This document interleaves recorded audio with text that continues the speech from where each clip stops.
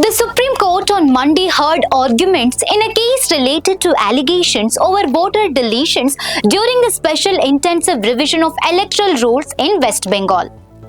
The bench, comprising Chief Justice Surya Kant and Justice Joymalya Bagchi, was informed about claims raised by former West Bengal Chief Minister Mamata Banerjee and others who have sought to challenge the impact of voter deletions on election results.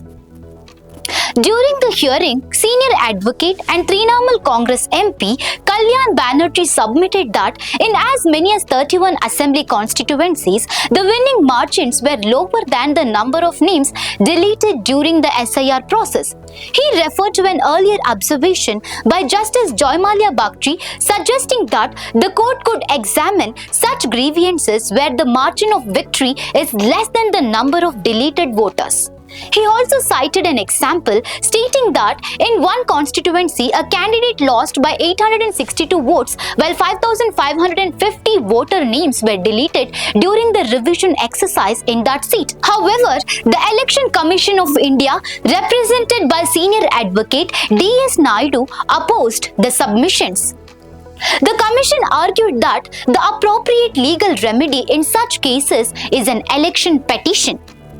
It further maintained that its accountability is limited to issues directly related to the SIR process, including challenges regarding the addition or deletion of names in the electoral rolls. After hearing the arguments, Justice Joymalya Bagchi observed that any such grievances related to election results or voter deletions would require the filing of a fresh application for consideration. The matter remains under judicial consideration. So viewers, is this the beginning of a larger legal battle over how voter deletions may have affected election results? Let us know in the comment section. For more such updates, stay tuned to Daily Salar Digital.